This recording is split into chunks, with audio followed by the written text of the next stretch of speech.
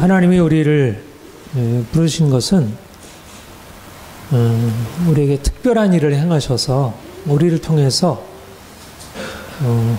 하나님이 세상에 희망을 주시려는 것입니다. 우리가 주님을 믿음으로 말미암아 우리 인생 안에 놀라운 일이 일어나게 됩니다. 그것은 하나님의 나라, 하나님의 통치가 실질적으로 우리의 삶 가운데 임하는 것입니다. 하나님은 멀리 하늘에 계신 것이 아니고 그 하늘을 여기에 펼치시고 여기에 그 임재, 그의 능력, 그분의 지혜를 나타내십니다. 그것을 우리가 여기에 임하는 하나님의 나라라 그렇게 얘기를 합니다. 우리 개인적인 삶 안에서 하나님의 나라가 임할 수 있고 임해야 하고 또 우리가 속한 가정에서 우리가 처해 있는 그런 모든 장소에서 하나님의 통치, 하나님의 다스리심이 나타나야 할 것입니다.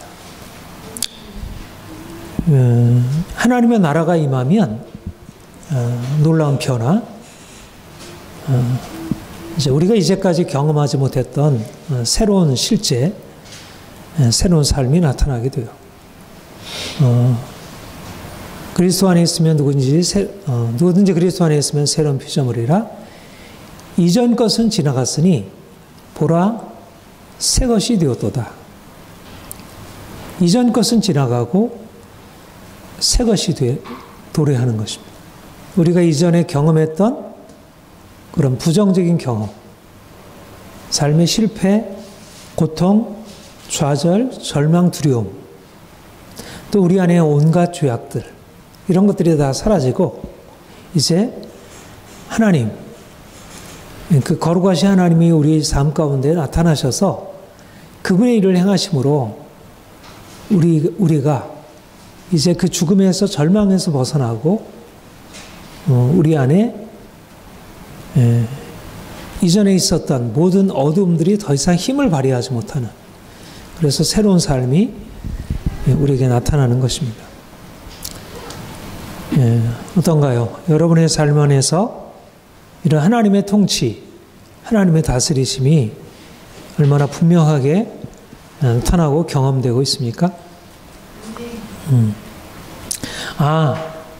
정말 내 이전의 삶이 이제 지나가고 하나님이 내 안에 행하심으로 새로운 삶이 내 안에 나타나는구나. 그것이 여러분들의 매일의 일상에서 경험이 되고 있습니까? 그리고 그것이 보다 분명하게 하나님이 내 안에 지금 일하시고 있고, 그래서 앞으로 내 인생이 그런 새로운 창조, 그냥 늘 우리가 알고 있는 진부한 개념이 아니라 실질적으로 우리의 삶이 새로워지고 그 하나님이 내 안에 행하심으로 인해서 삶이 정말 기쁨으로 감사로 넘치게 되는 그런 삶이 나타나야 할 것입니다. 무엇보다도 하나님의 나라가 우리에게 임하게 되면 우리 안에 사랑, 이 사랑이라는 놀라운 그 생명의 역사가 일어나게 됩니다. 왜냐하면 하나님의 나라는 사랑의 나라이기 때문에 하나님이 우리를 흑암의 권세에서 건져내사 사랑의 아들의 나라로 옮기셨다고 했습니다. 하나님은 사랑이시고 예수 그리스도는 하나님의 사랑을 우리에게 계시하시기 위해서 오신 분이시고, 그래서 그 사랑이 우리에게 경험이 되면서 우리는 이제까지 사랑이라는 것을 아주 부분적으로, 파편적으로 경험해 왔지만, 그러나 이 사랑이라는 놀라운 생명이 우리의 마음에, 우리의 삶에 경험이 되고, 우리가 그 사랑을 받고 사랑을 할 수 있는 존재로, 하나님은 사랑이시라. 우리가 하나님을 알게 되면서 사랑을 알게 되고, 사랑을 알게 되면서 인생의 사랑이 흘러나가게 되는, 그래서 무엇보다도 사랑의 공동체, 교회는 하나님의 사랑이 임하는 곳이고 성도들은 하나님의 사랑을 경험하고 그 사랑을 함께 나누는 사랑의 공동체를 이루어갈 수 있습니다. 오늘날 우리의 삶이 어떤가요? 우리가 이 사랑이라는 것을 얼마나 분명한 실제로 경험할 수 있습니까? 우리가 사는 사회, 뭐 신문이나 많은 뉴스들을 보면 사랑으로 서로 기쁨을 주고 희망을 주고 용기를 주는 그런 일들보다 오히려 미움, 분노, 싸움, 갈등이 가득한, 점점 더 그렇게 되는, 사랑이 없는 것 아니고 우리가 사랑을 경험하지 못하는 것 아니지만, 그러나 현실적으로 보면 사랑의 경험보다는 미움, 분노, 갈등이 더 분명한 것처럼 여겨집니다. 바로 이런 의미에서 사실 하나님의 나라가 우리에게 나타나서 우리가 사랑의 공동체로 변화되게 되면 이 세상에 놀라운 빛으로 드러날 수 있다는 것입니다. 저는 그것을 기대합니다. 우리가 각각 개인적으로 하나님의 사랑을 경험하고 사랑을 나타낼 수 있는 사랑의 통로, 우리 교회가 하나님의 사랑을 경험하고 사랑으로 온전하게 세워져서 사람들을 섬길 수 있는 사랑의 공동체, 그래서 사랑 없는 세상, 사랑이 없고 오히려 미움과 시기, 분쟁이 가득한 이 땅 가운데서 사랑을 나타내 보여줌으로 희망과 용기를 줄 수 있는 그런 공동체가 되기를 소망합니다. 여러분, 구원이 무엇이죠? 구원은 그리스도의 십자가와 연합함입니다. 이거는 아주 핵심적인 개념입니다. 예수님과 함께 죽고 예수님과 함께 다시 사는 것, 그의 그리스도의 십자가에 연합하고 그의 부활에 연합하는 것, 이것을 우리가 구원이라고 말합니다. 구원은 죽음 이후의 사건이 아니라 바로 예수를 믿는 그 순간부터 우리의 삶에서 매일매일 계속되는 사건입니다. 구원 사건.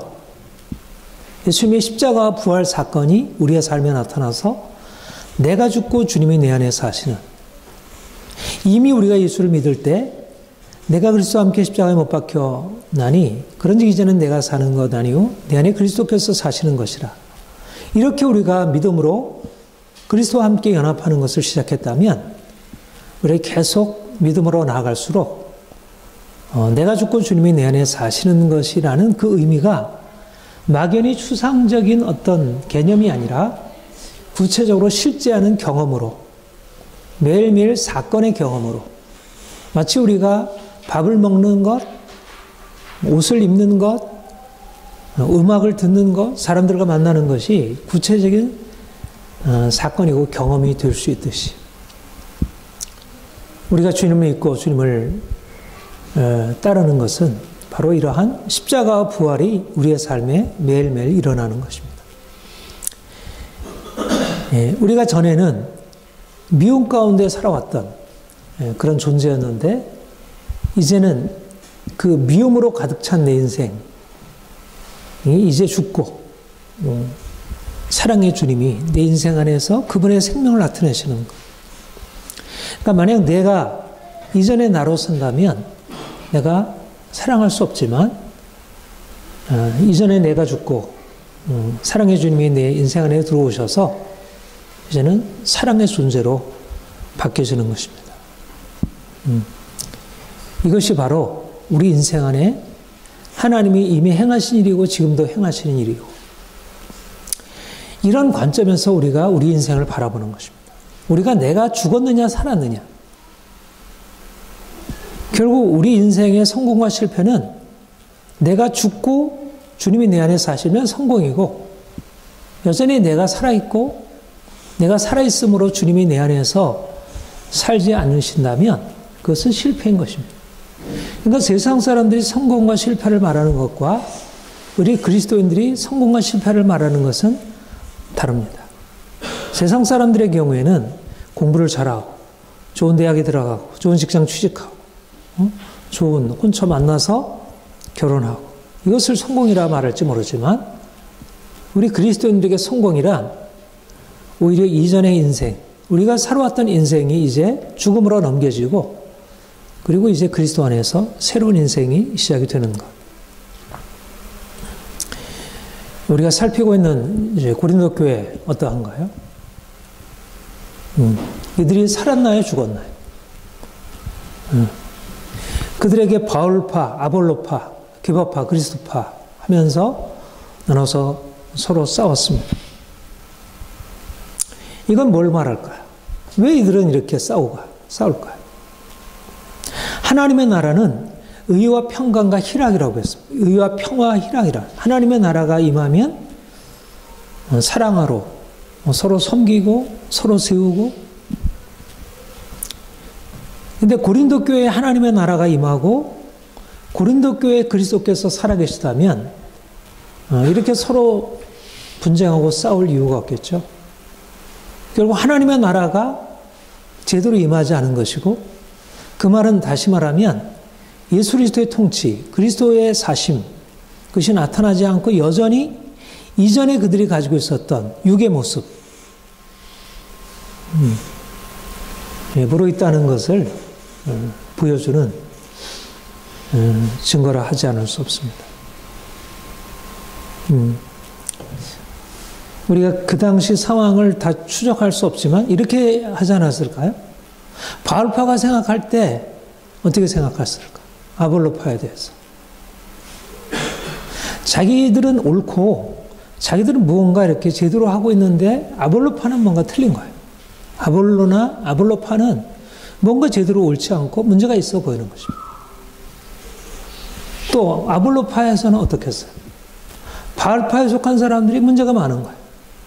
뭔가 바울도 문제의 소지가 있고 또 바울을 따르는 바울파의 사람들이 문제가 많고 자신들이 훨씬 더 낫고 탁월하다고 생각한 것입니다. 말하자면 바울파나 아볼로파나 그들이 가지고 있는 서로의 생각이 다르고 서로의 차이가 있고 서로 상대방에 대해서 이렇게 저렇게 판단하고 비난하는 일들이 다르지만 그러나 그 내용의 핵심에는 뭐냐면 나라고 하는 자기중심, 이기심이라는 게 다 기본적으로 그 안에 바탕이 되어 있다는 것입니다. 말하자면 하나님이 그들의 마음속에 있고 하나님의 행하심, 예수 그리스도께서 그들의 마음 안에 있어서 그걸 가지고 자신을 바라보고 상대방을 바라보는 게 아니라 결국 자기가 중심이 되어서 자기의 기준을 가지고 아볼로파는 바울파를 판단하고 바울파는 아볼로파를 판단하고 결국 옳은 것은 자기이고 틀린 것은 상대방이고 나은 것은 자기이고 틀린 것은 상대방이고 결국 이것을 우리가 육체다. 죽지 않은 자. 내가 죽고 주님이 내 안에 사시는 것. 내가 육체가 죽고 영으로 사는 것. 이것이 그리스도인의 기본적인 정체성이라고 하면 고린도 교회는 그리스도께서 내 안에 사시는 것이 아니라 여전히 내가 바울파나 아볼로파나 여전히 내가 살고 있고 바울파나 아볼로파나 신령한 자가 아니라 육에 속한 자로 여전히 상대방을 판단하고 자기 스스로를 높이고 상대방을 낮추고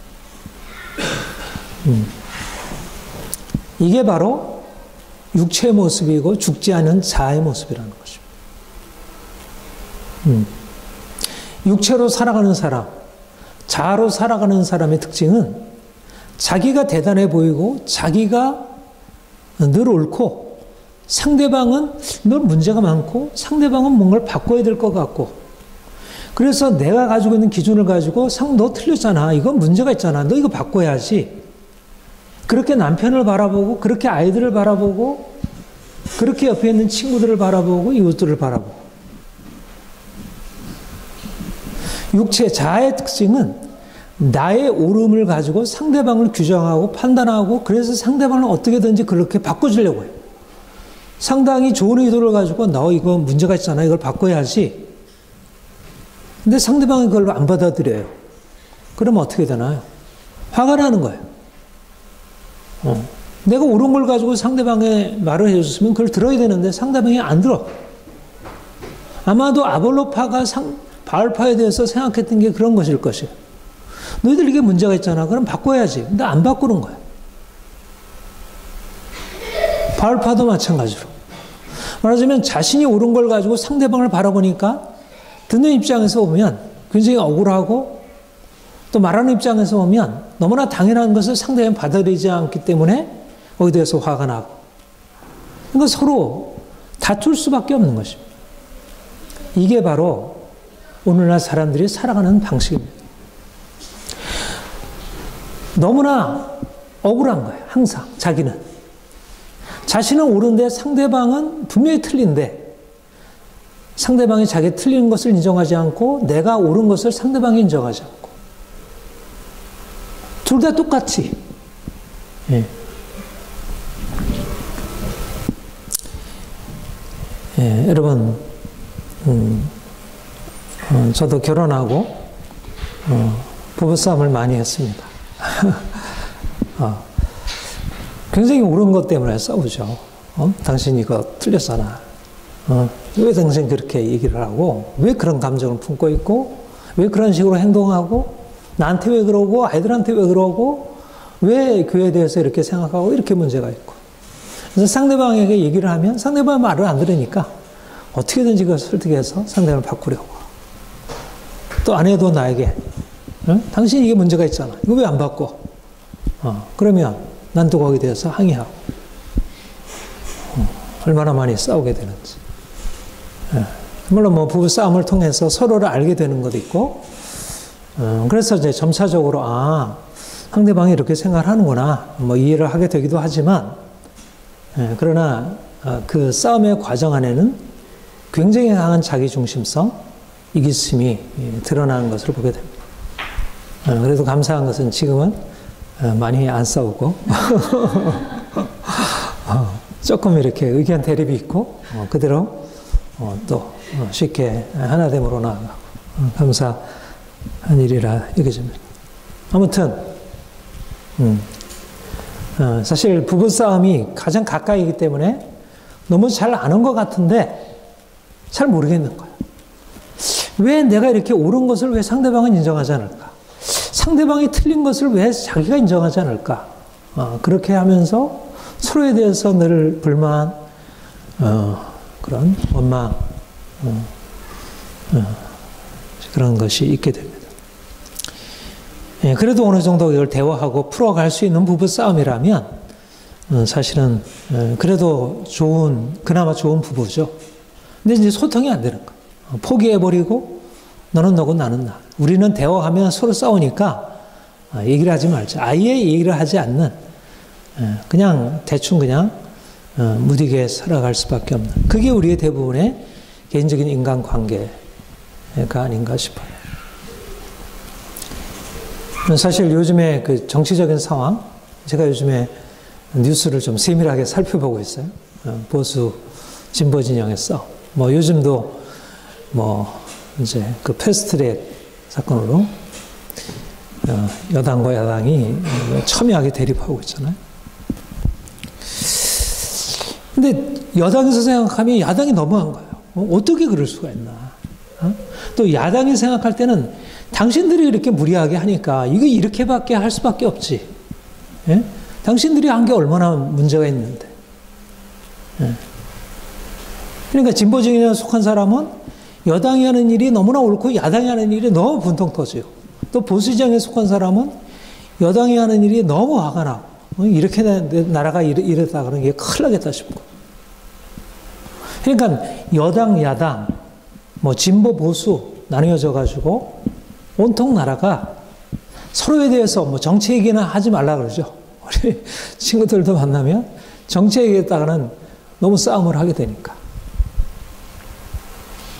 사실은 정치만큼 사실 우리가 진지하게 대화를 하고 서로 토론함으로써 서로 생각도 더 깊어질 수 있고 또 이제 그런 대화를 통해서 사실은 좋은 민주주의가 이루어질 수 있는 거죠.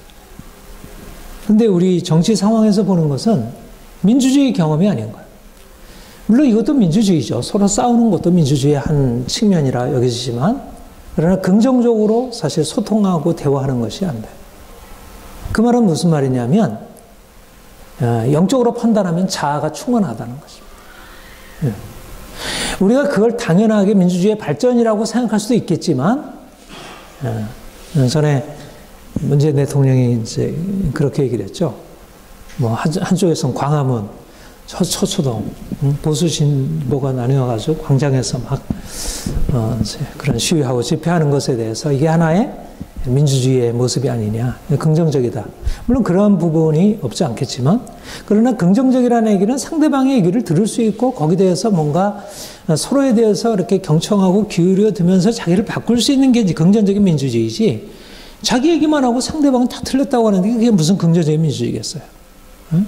결코 긍정적인 민주주의가 아니죠. 그 다음에 지금 정치적으로 하는 것도 완전히 저렇게 싸워가지고 뭐 서로 대화가 전혀 안 되는 거 극한적으로 밀려나가는 게 저게 무슨 민주주의겠어요? 민주주의일 수 없죠. 보수도 문제이고 진보도 문제예요. 결국 하나님 없는 사람들이 자아로 충만한 자기가 살아가는 사람들, 이기적이고 자기중심적이라는 게 얼마나 대화하고 소통하는 것이 안 되는지, 이게 실상인 거예요. 그럼 교회는 어떤가? 교회는 대화하고 소통하는 게 잘 되나?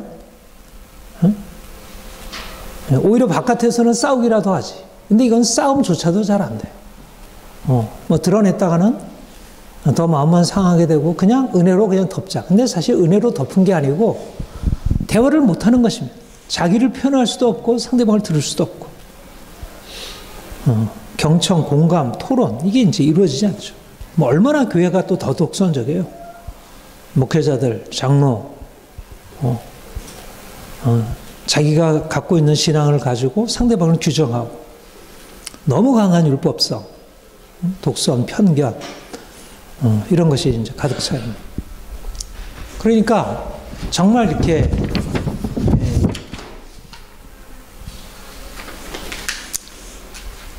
이제 그리스도인들이 세상과 분명히 다르게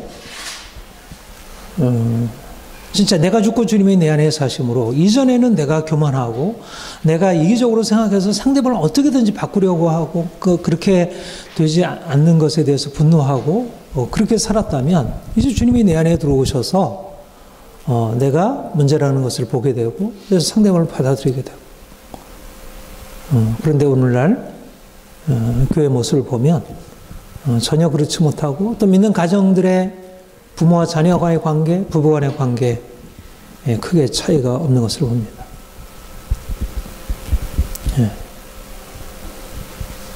우리가 영적으로 사실은 우리 자신과 우리 상황을 보지 못한다면 이것이 왜 이렇게 되는지, 인생은 이럴 수밖에 없다는 그런 생각을 갖게 되죠. 바로 이것이 바로 우리가 죽었어야 할 옛사람의 모습들, 믿지 않는 사람들이 옛사람으로 살고 있는 모습들, 또 믿는다고 하더라도 여전히 옛사람이 죽지 못하고 옛사람으로 살아가는 삶의 모습이라 할 것입니다. 근데 우리가 주님을 만난다는 게 뭘까요? 바로 여기에 근본적인 혁명적인 변화가 일어나는 것입니다. 내가 인생의 전부이고 내가 모든 것의 표준이고 오름이었다면 주님이 내 안에 인생에 들어오셔서 내가 얼마나 형편없는 존재인지, 내가 얼마나 아무것도 아닌지, 사실 이게 하나님을 만나는 경험이에요. 하나님을 만난다는 것은 이전에 내가 나를 보던 관점이 완전히 달라지는 것입니다. 그 이전엔 내가 대단하다고 생각했는데 이제는 아무것도 아니고, 그 이전엔 내가 썸씽이라고 생각했는데 낫싱이구나.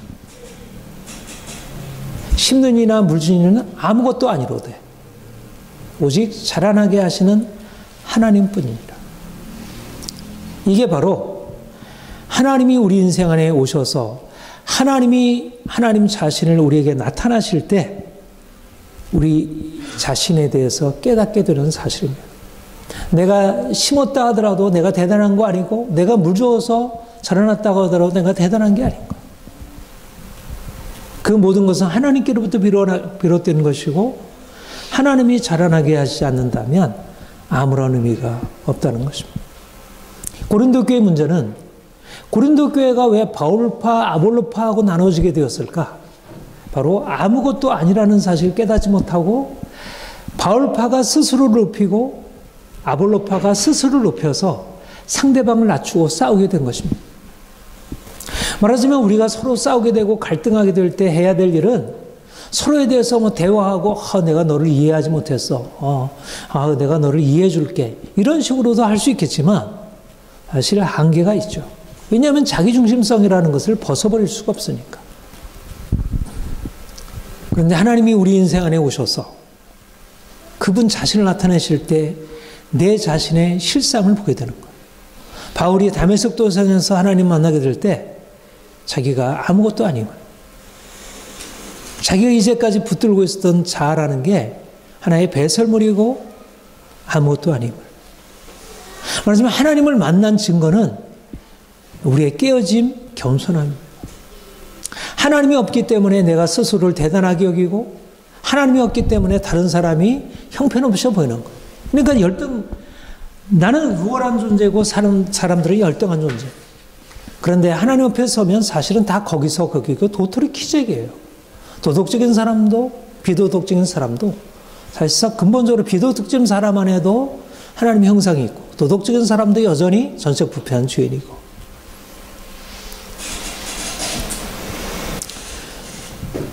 하나님이 우리 인생 안에 들어오셔서 우리를 철저하게 낮추심으로 우리 스스로 대단하게 여김으로 상대방과 갈등하게 했던 우리가 이제는 자신이 아무것도 아님을 발견하게 되고 그러면서 상대방이 열려지게 되는 것입니다.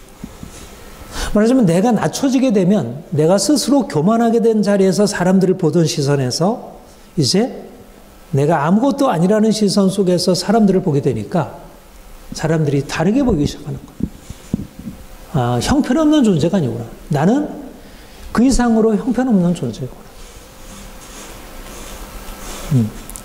그래서 사도 바울이 아무 일에든지 다툼이나 허영으로 하지 말고 오직 겸손한 마음으로 각각 자기보다 남을 낫게 여기고 빌보서에서 너는 이 마음을 품으라 하는 말씀 앞에 그렇게 말씀하고 있습니다. 사실은 모든 다툼의 원인, 모든 분쟁의 원인은 교만입니다. 이기심입니다. 근데 하나님이 우리 인생 안에 오셔서 자기 자신을 나타내시기 전까지는 우리가 얼마나 교만한지, 우리가 얼마나 이기적인지를 깨닫지 못합니다. 그런데 하나님이 우리 인생 안에 우리 자신의 모습을 비추시면서 우리의 교만함이 드러나고 우리 이기심이 드러나고 이게 문제구나. 그러면 이제까지 내가 잘났다고 상대방이 틀렸다고 상대방을 고치려고 했는데 이제 상대방과 이렇게 다투면서 이제 나의 문제를 보기 시작하는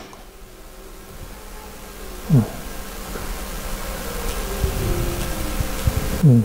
이러면서 그리스도께서 내 안에, 내가 죽고 그리스도께서 내 안에 들어와서 행하시기 시작하면서 새로운 시각이 열리기 시작하는 거예요. 사실 우리가 한번 이 분쟁, 싸움에 휘말려 들어가게 되면 헤어나올 길이 없어요.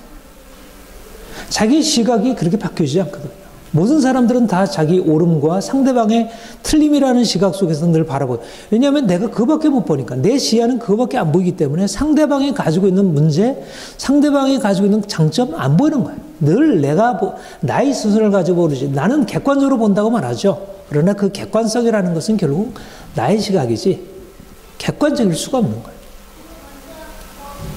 근데 언제 객관적일 수가 있게 되는가? 내가 아니고 그리스도께서 내 안에 들어오시고 그리스도께서 나를 보시고 상대방을 보듯이 바라보게 되면 그때 비로소 객관적으로 보는 것을 시작할 수 있게 돼요. 그래서 필요한 것이 무엇입니까? 내가 죽는 것입니다. 이제까지 살던 내가 이제 죽음으로 넘겨지고 주님이 내 안에 사시는 것. 이런 관점에서 우리가 타인과 갈등하게 되고 그런 것을 새롭게 접근할 수가 있어요. 이전에는 다른 사람과 우리가 갈등하게 될 때 확실하게 저 사람에게 문제 있고 내게는 큰 문제가 없다. 이런 식으로 접근하게 돼요. 그런데 내가 주님 만나고 나서 보면 분명히 저 사람에게 문제가 있는 것은 사실이지만 그러나 그 이상으로 내게 문제가 있음을 보게 돼요. 그러니까 오히려 문제의 객관적인 크기는 그 사람에게 있을지 모르지만 그러나 오히려 내가 주관적으로 느끼는 것은 오히려 내 안에 더 큰 문제가 있음을 보게 되는 것입니다. 예수님께서 비판하지 말라 말씀하시면서 내가 내 눈 속에 들보를 빼내기 전까지는 다른 사람의 티를 뺄 수 없다. 이렇게 말씀하시죠. 먼저 내 눈 속에 들보를 빼야 된다. 여러분, 다른 사람들이 자꾸 판단이 되잖아요. 아볼로파가 바알파에 대해서 판단이 되고 바알파가 아볼로파에서 판단이 돼요. 근데 그 판단하는 시선을 내려놓기 어려운 거예요. 너무 분명하니까. 근데 주님이 내 안에 들어와서 내게 비추시면서 내가 판단하는 자리에서 판단받는 자로 옮겨지는 것입니다. 내 안에 있는 교만, 내 안에 있는 이기심이 비춰지기 시작해요. 그러면 저 사람이 저렇게 악해서, 저 사람이 저렇게 고집이 세서, 저 사람이 저렇게 못돼서, 저 사람이 저렇게 비윤리적이어서, 그래서 내가 저 사람에게 그걸 지적하고 어떻게든지 그걸 고치려고 했던 그런 자세로부터 우리에게는 어떤 일이 일어나게 되냐면 그 사람이 고칠 것이 아니라 먼저 내 안에 있는 들보가 빼져야 한다. 내 안에 있는 교만, 내 안에 있는 이기심, 내 안에 있는 판단하는 마음, 비판하는 마음. 여러분, 비판과 판단이 좋은 것일 수 있잖아요. 그 자체가 반드시 부정적이지는 않죠. 그러나 그 비판과 판단이 항상 어디를 향해요? 상대방을 향하는 것입니다. 그 비판과 판단이 우선 나를 향해서 내 문제를 볼 수 있고 내가 깨어짐으로 들어가야 되는데 그 비판과 판단은 늘 상대방을 향하고 나는 늘 정당화, 나는 늘 오름의 자리, 나는 판단하는 자리, 저쪽은 판단받는 자리. 근데 주님이 내 인생 안에 들어오셔서 나를 판단하시고 나는 판단받는 주인의 입장에 서게 되고 내가 그분 앞에 나의 오름을 이제 정당화해야 되는 입장에 서는 것입니다. 그러면서 이제 상대방의 문제를 다르게 보게 돼요.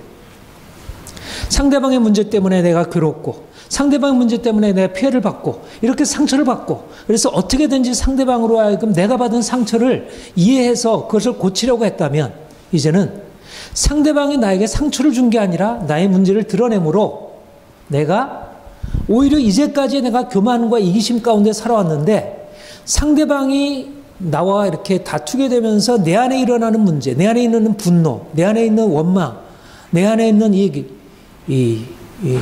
내려놓을 수 없는 상대방에 대한 아주 강한 마음들이 드러나게 되는 거예요. 여러분, 우리가 이전에는 그것이 너무나 당연한 거잖아요.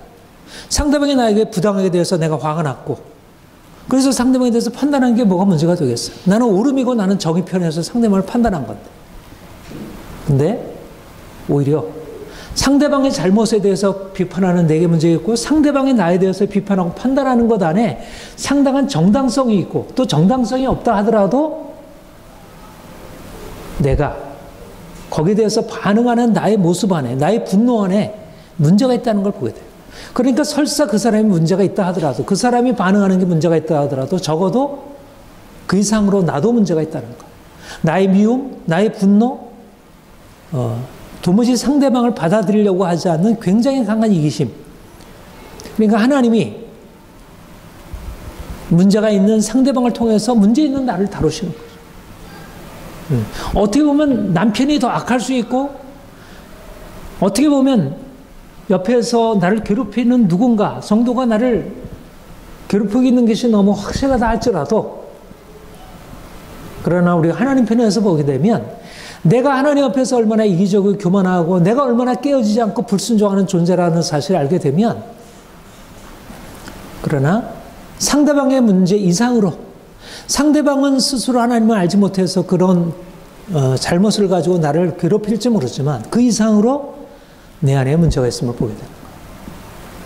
그렇다면 어떠해요? 이거는 하나님이 행하시는 일이지. 내가 미워하고 상대방을 대적해서 어떻게든 나를 지키려고 하는 것, 이게 오늘날 세상 사람들의 싸움의 방식이잖아요. 그리고 우리가 이제까지 많은 부부 싸움에서 많은 사람들과의 갈등에서 해왔던 일이에요. 나의 정당성을 어떻게든지 상대방을 설득하고 내가 거기서 내 권리를 찾으려고 하는. 근데 이제는 내 권리를 찾는 게 문제가 아니라 하나님 앞에서 내가 옳게 되는 게 문제예요. 권리를 찾아서 뭐겠어요? 내가 하나님 앞에서 정죄받고 있고 여전히 내 분노에 대해서 하나님이 또한 분노하시는데 내가 분노해서 내 권리를 찾았다 할지라도 그것은 나에게 하등 유익한 것이 아닌 것이에요. 그 사람들은 내가 막 강의하고 분노하고 싸워서 얻은 권리를 대단한 것이라고 여길지 모르지만 사실 하나님 앞에서 보면 셈하고 나면 남은 게 없는 거예요. 응? 얻은 것은 상처뿐이고 여전히 우리 마음 안에 하나님께 하나님 말씀에 순종하기보다도 내 원하는 것을 찾으려고 하는 굉장히 강한 자기중심성이 인생을 끌어가고 있는 것이죠. 네. 여러분, 억울한 거 잘 못 참겠잖아요. 상대방이 나에게 대해서 부당에 대해서는 거 잘 못 참겠잖아요.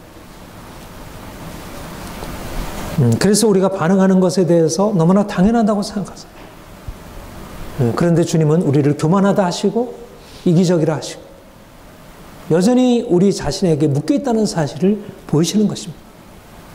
우리가 하나님 편에서 보면 해결돼야 할 것은 상대방이 아니라 나라는 것입니다. 상대방이 나에게 악을 행했다 할지라도 분명하게 객관적으로 그 사람이 나에게 피해를 주었다 할지라도 먼저 해결돼야 할 것은 하나님 앞에서 나의 교만함이고 이기심이지 그 사람이 악이 아니라는 거예요. 이것이 하나님 앞에서 자기 자신을 비추는 우리의 자세입니다. 하나님이 우리를 택하신 것은 사람들보다 조금 낫고 도덕적으로 좀 낫고 정당성을 가지고 상대방에 대해서 판단하고 뭔가 내가 그 사람보다 낫다는 것을 보여주는 것이 아니에요. 하나님이 우리에게 행하시려고 하는 것은 우리가 하나님 나라의 시민으로서 살아가도록 그야말로 이제 빛 가운데 세상이 알지 못하는 그 놀라운 생명으로 이전 것은 지나갔으니 보라 새 것이 되었도다. 내가 죽고 주님이 내 안에 사시는 인생을 살게 하시려는 것이에요. 어떻게 세상 사람들과 같은 기준으로 살겠어요? 예? 어떻게든지 내 권리를 찾기 위해서 고소하고 고발하고 그렇게 해서 내가 무엇인가 내가 손해보지 않는 것으로 만족하겠어요? 예수님이 그렇게 하셨나요? 그렇게 하면 굳이 십자가 질 필요가 없으셨겠죠. 주님이 우리에게 말씀하시고 행하시려고 하는 것은 우리의 이기심과 우리의 교만이 깨어지고 주님이 우리 인생 안에 들어오셔서 이제는 주님이 사시는 것처럼 사는 것입니다. 우리가 주님의 형상을 드러내고 주님의 사랑을 나타내고 주의 생명 드러내는 것. 그래서 이전에 우리가 주님 만나기 이전에 우리의 옛사람의 그런 모습들, 여전히 교만하고 자기중심적이던 우리가 철저히 깨어지고 이제 주님이 내 안에 행하심으로 이제는 전혀 받아들일 수 없었던 나의 적들, 도무지 가까이 할 수 없이 벽을 쌓을 수밖에 없었던 그들이 내 인생 안에 새로운 의미로 다가오게 됩니다. 밀어내야 할 적이 아니라 오히려 환대해야 할 친구이고 이웃이고 그들조차도 사랑하고 품어야 돼. 그래서 예수님이 자기를 십자가에 못 박는 그들을 향해서 아버지여 저들의 죄악을 용서하여 주옵소서. 이것이 하나님이 우리 안에 행하시는 일입니다.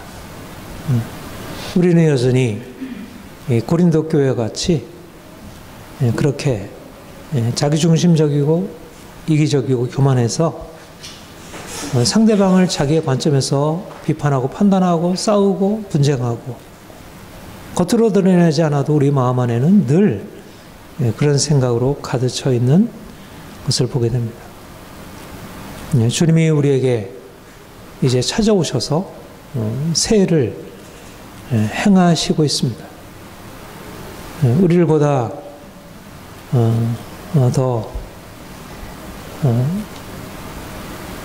사랑할 수 있는 존재로 주님이 우리에게 그렇게 행하셨듯이 더 온전한 사랑으로 나아갈 수 있는 존재로. 그러니까 우리를 미워하는 사람, 우리를 비판하고 우리를 괴롭히는 사람들에게조차도 사실 하나님이 그 안에서 행하시는 것을 바라보고 오히려 그들조차도 품고 위에서 기도하고 그래서 이제까지 우리의 삶에 있었던 모든 다툼 이것이 끊겨지고 사랑으로 변화되어집니다. 하나님이 우리를 이렇게 변화시켜서 이제 사랑의 공동체에 세우시고 분쟁과 갈등으로 얼룩져이고 고통당하는 이 세상을 향하여 희망으로 빛으로 나가라 말씀하고 있습니다. 좀 더 온전한 그런 주님의 마음이 우리에게 주어지기를 소망하고 그래서 이전에 우리가 품을 수 없는 사람들까지도 사랑하고 그들과도 함께 할 수 있는 그런 아름다운 공동체 세워갈 수 있기를 소망합니다.